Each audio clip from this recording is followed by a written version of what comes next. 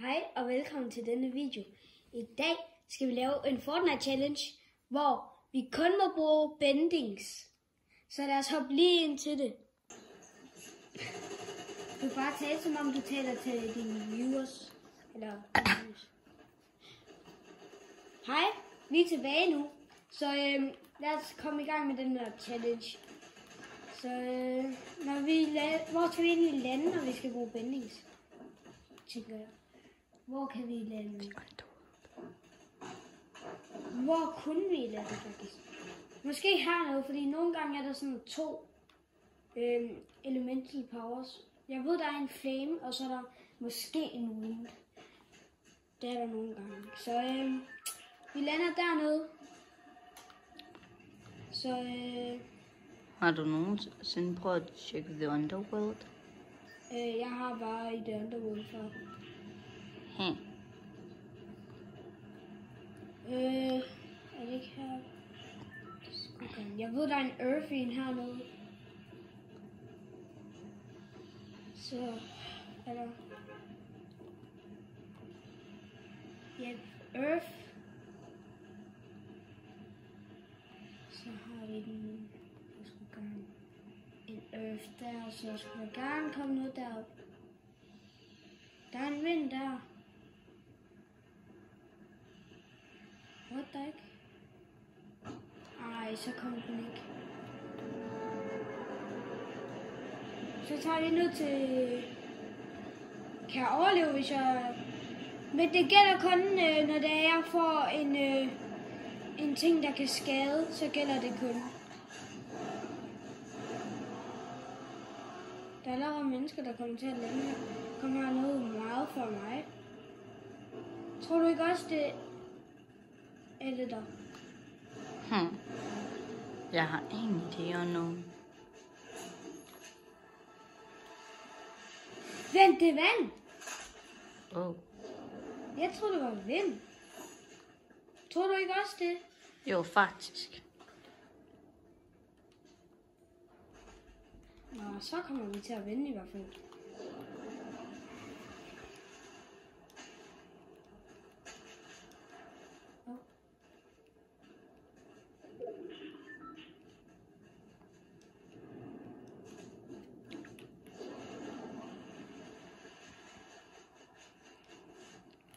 Det var ikke rank, ikke? Det burde du selv kunne se.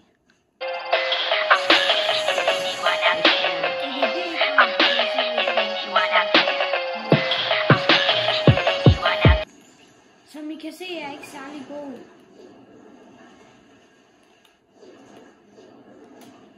Det kan være, at jeg får nogle gode ting til alle dem her. Lidt. Please sige en god vending.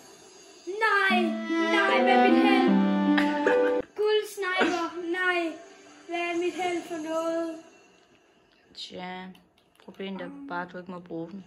Yep. Det her gør jeg godt lige at kunne...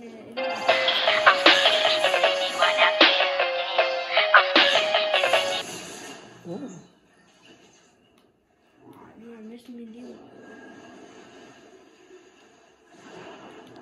Nej. Er det ikke lidt svært at lade en guldsniper blive liggende? Jo. Især når man har fundet for en helt normal kiste. Jamen, jeg bliver nødt til at tage et billede. Jeg vil lige.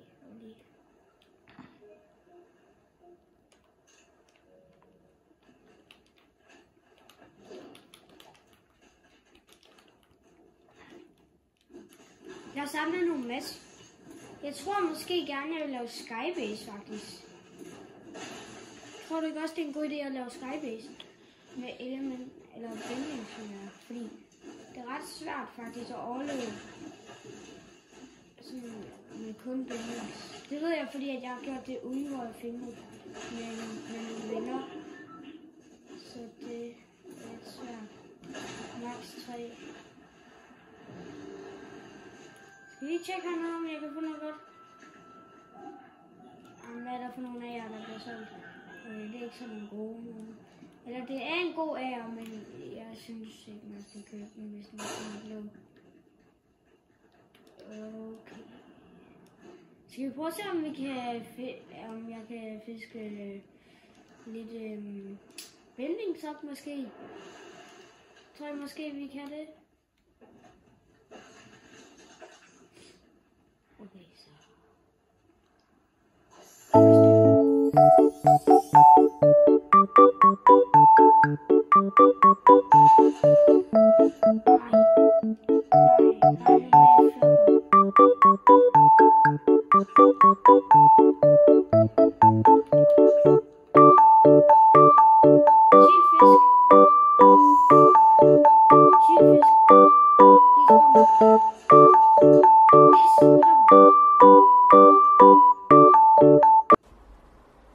A few moments later.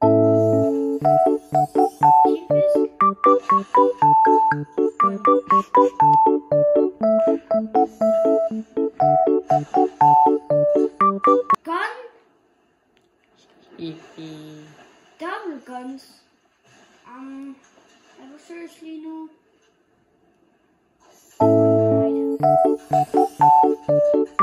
Flopper igen. Små skibfisk.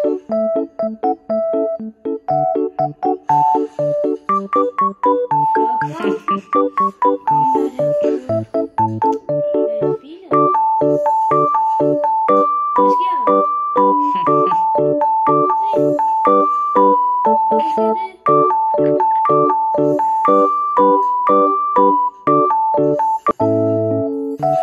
Nu virker det. Sildfisk. Ja, der var du heldig. Måske skal jeg også lige ind i zonen. Og zonen er lige foran mig næsten. Flopper.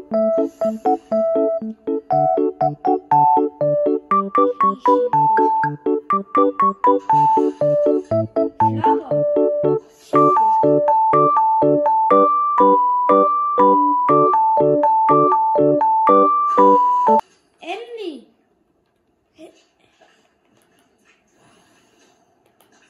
Bare en mere sildfisk, som jeg kan spise.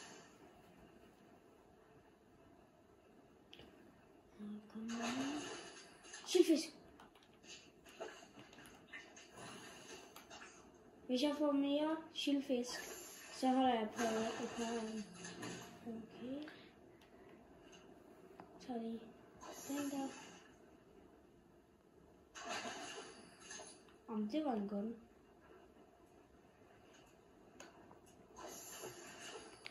Okay, der kan vi noget bare ikke. Så.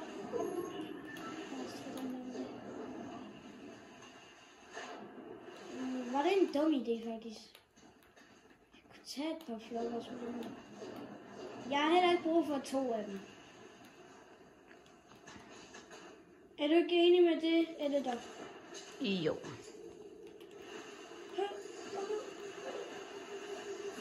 Hvorfor kan jeg ikke tage dem?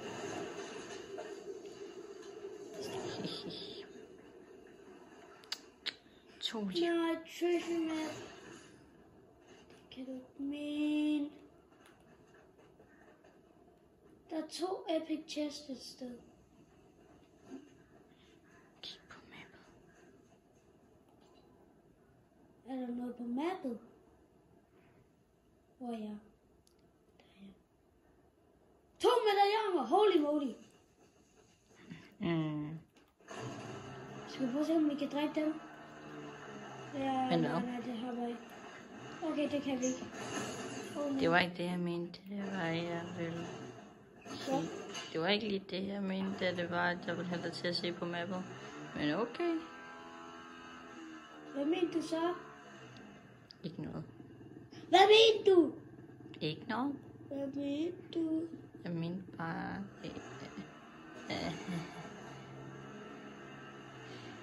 jeg glemte det. Okay. Det er ikke den samme person. Det er jo 2 forskellige personer.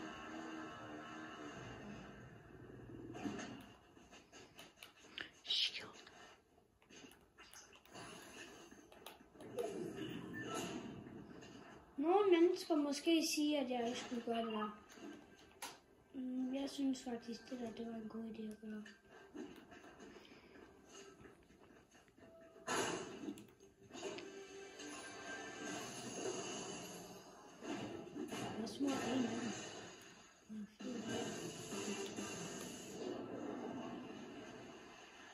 Jeg kan høre det. Skal vi så bare sidde og campe?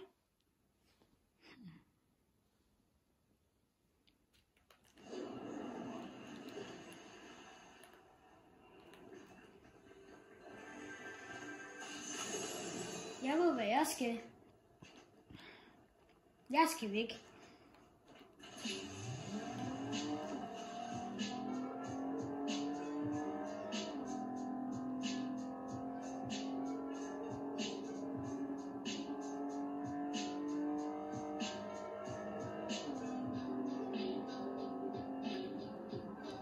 De sidder lige hernede.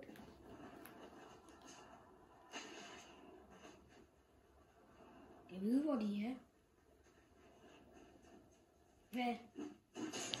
Der var du heldig.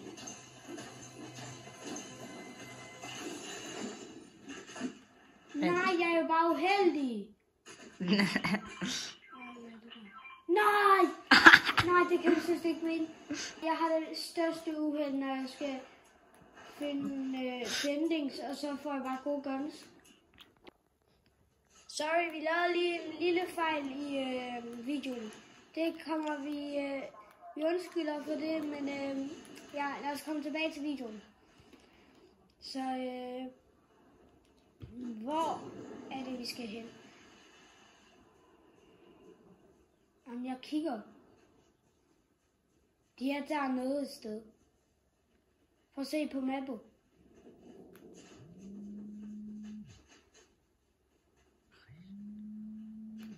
Jeg kan se den anden.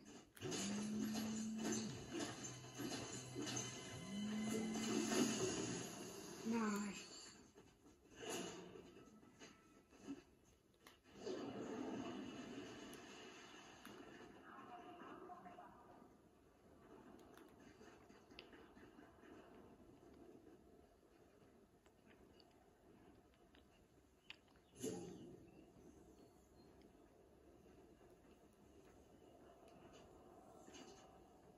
Jeg ved, hvor den der person blev af.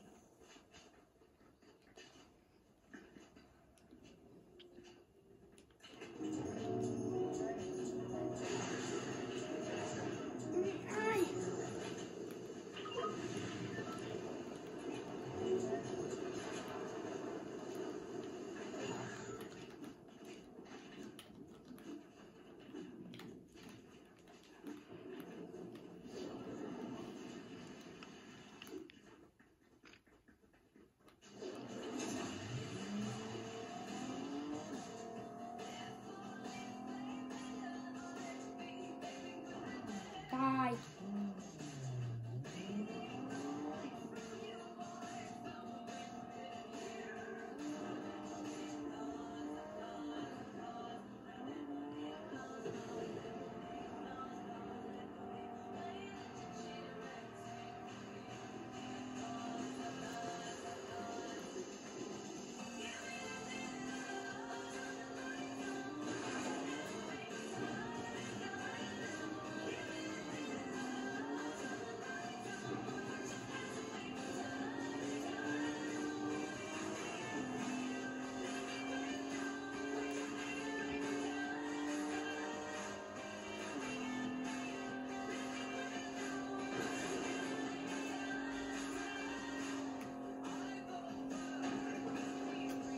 Som I kan se, så er professionelle kører. Du har det nok for GTA. Prøv at se, hvor professionelle det er. Er klar? 3, 2, 1. Nu! Ja.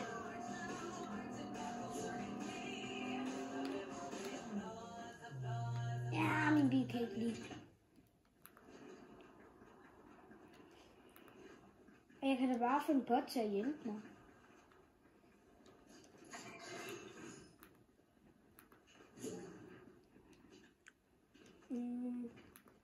Ham der kan vi spille med senere. Det ser godt ud. Skal jeg købe ham? Jeg troede kun, at du må bruge bendings. Hvad taler du om? Det gør det også. Jamen, hvis du tager den bot, så bruger du ikke kun bendings. Så bruger du også bots. Det er jo ikke det samme. Nå, så du mener, det er det eneste våben, du må bruge af bendings? Hvor mange waterbendings skal jeg lige finde? Ja, du finder en chance for at finde andre lille åbenbart for dig.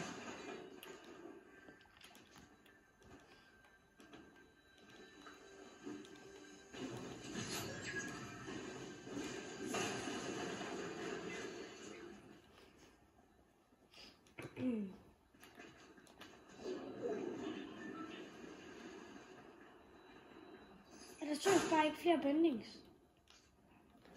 Og de er sværere. Prøv at se derovre. Hvis det der er din waterbending. Firebending. Jeg gider ikke at droppe noget af min healing. Jeg dropper min healing. Det er da også healing. Ja. Nej, vent, jeg spiser kun bananen. Hvis du spørger hvorfor, så her. Bium!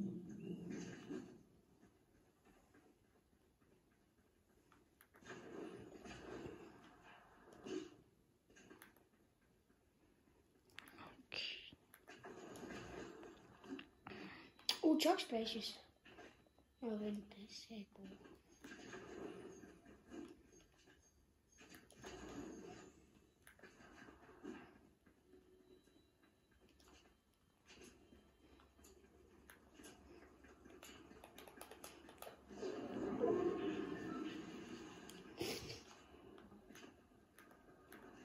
Jeg klarer mig det ret godt.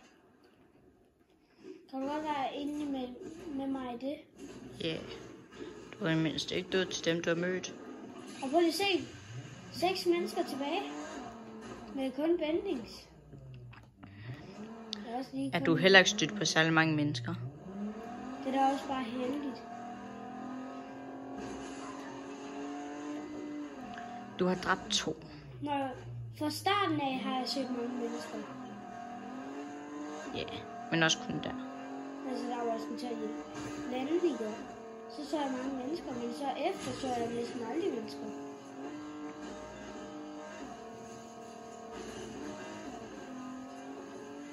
Der er sikkert nogen, der slår på øl. Tror du ikke også det? Jo, det kunne lige være. Nej, nu kører jeg over mod medaljonsspillere.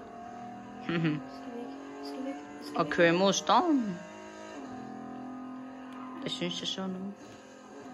Hvor?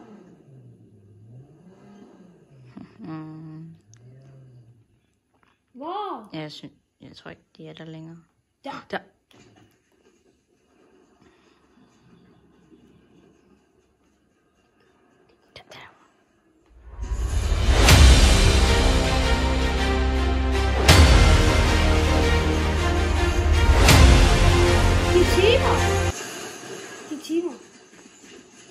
De timer. Se, de skyder ikke hinanden. Hvad? De timer. Det mener de ikke. Nej, vent lige. Hvorfor står der, at de er på samme?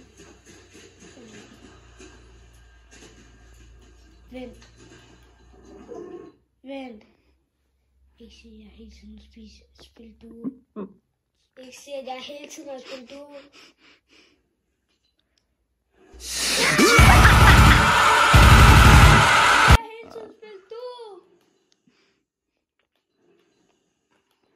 Skal vi prøve en gang til? Yes. Skal vi? Yep.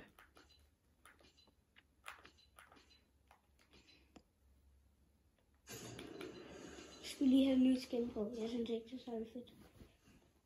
Det der.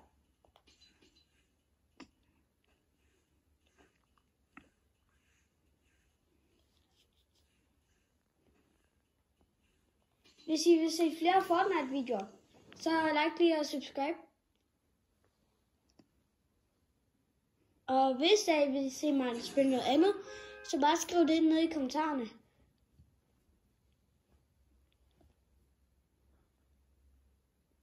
Ej, Nora. Hvis der ikke er nogen til at kommentere på dine videoer. Når vi er inde i lobbyen. Eller lobbyen. Vi er inde i spillet. Undskyld for, at vi glemte at sige, at vi smuttede ind i spillet. Det glemte vi lige. Jeg undskylder, vi er meget for.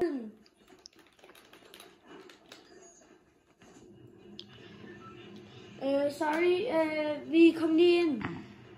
Nu glemte min editor lige at sige mit rigtige navn.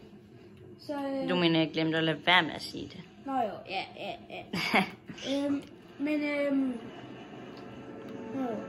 Jeg glemte lige helt, at vi gjorde den der challenge. Oh crap. Så lander vi bare nede ved den der Earth.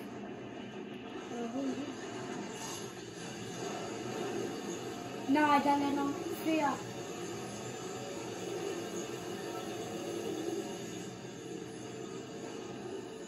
Der lander op. Hvis du kommer ned først. PC tager den der om. Skynd dig dog at tage elementet.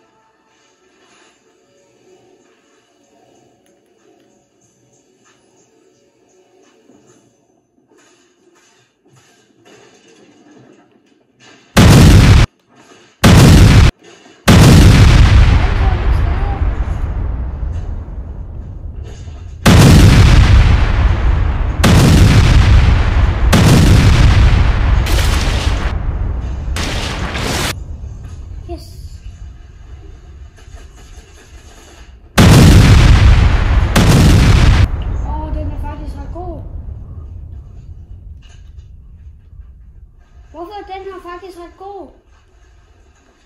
Spørg ikke mig. Jeg tror ikke, at den var dårlig.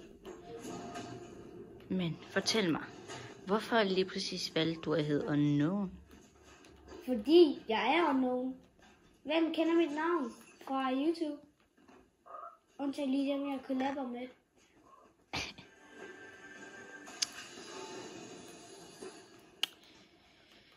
Ja.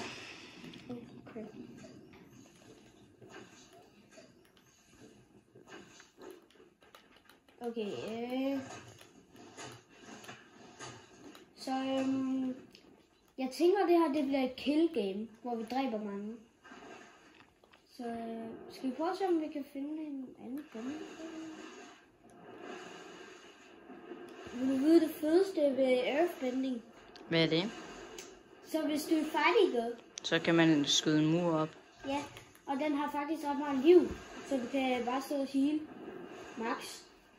Hvis de bare går udenom den. Det gør du ikke, hvis du peaker. Bare peak. Flowball fish.